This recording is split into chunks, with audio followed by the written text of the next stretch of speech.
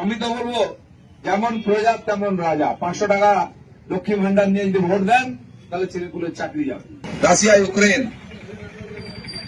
Philippines আর Israel, এদিকে Iran পাকিস্তানও লেগে যাচ্ছে। ছোট ছোট চলছে যুদ্ধ, সারা বিশ্বে অশান্তি চলছে, আর্থিক মন্দা চলছে, মানুষ খেতে পাচ্ছে না, ওষুধ পাচ্ছে না, কিন্তু কিছু পাগল লোক যুদ্ধ বাঁধিয়ে রেখেছে। ফলে তারা বিশ্বের অর্থনীতি নড়াচড়া করছে। আর এক খ্যাপা আমেরিকায় এসছে, যখন যার জিনিসের দাম বাড়িয়ে দিচ্ছে। সারা দুনিয়াতে হয়ে পড়ে গেছে, শেয়ার মার্কেট পড়ে যাচ্ছে, জিনিসপত্রের দাম পড়ে যাচ্ছে, বিক্রি হচ্ছে না, চাকরি চলে যাচ্ছে। আর তার ঝটকা লেগেছে পশ্চিমবঙ্গে 26,000 লোকের চাকরি ছুমন্ত্র হয়ে গেল। এখানে আরেকজন খেপি আছে, ওখানে একজন খেপা। কখন কি করবে কেউ জানে না, আজকে কি করছে কাল কি করবে বলবে কেউ জানে না।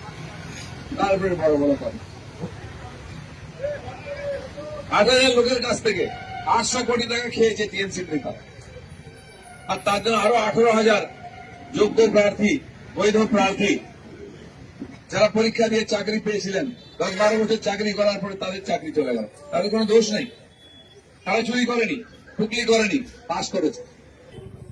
যেখানে যেমন শাসক জসমিন রাজা, তসমিন প্রজা। রাজা যেমন হবে, প্রজার সেরকম তো উপরে কষ্ট হবে। আমি তো বলবো যেমন প্রজা তেমন রাজা। 500 টাকা লক্ষ্মী ভান্ডার নিয়ে যদি ভোট দেন তাহলে ছেলেপুলের চাকরি যাবে। কষ্টে থাকতে হবে, মহিলারা রাস্তায় বেরোতে পারবে না, জমি বাড়ি চলে যাবে, দোকানপাট লুট হয়ে যাবে, হচ্ছে চারিদিকে। আমার ওয়াকফ বোর্ডের বিল সংশোধন হয়েছে। কেন না, এখানে কোটি কোটি সম্পত্তি আছে। যেমন আমরা দেবত্ব সম্পত্তি দিই মন্দির করার জন্য, মঠ করার জন্য, স্কুল করার জন্য, হিন্দু সমাজ দেয়।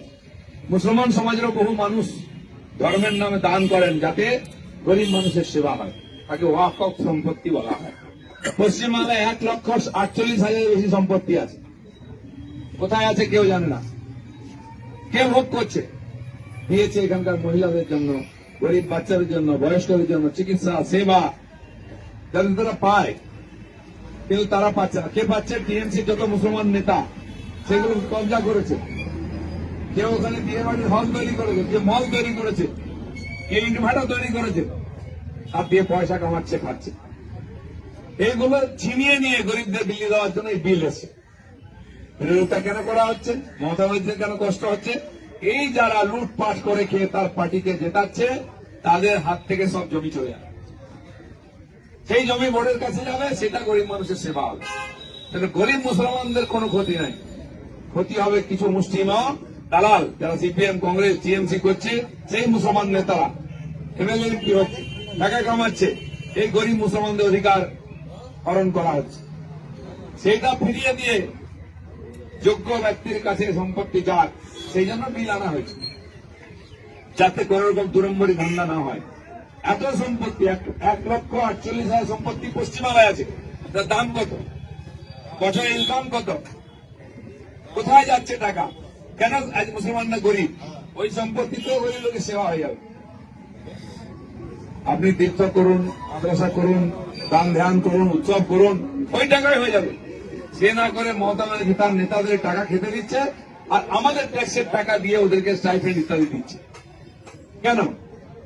এর প্রতিকারের জন্য কেন্দ্র সরকার এই ওয়াকফ সম্পত্তি আইন, সংশোধনী আইন তৈরি করে।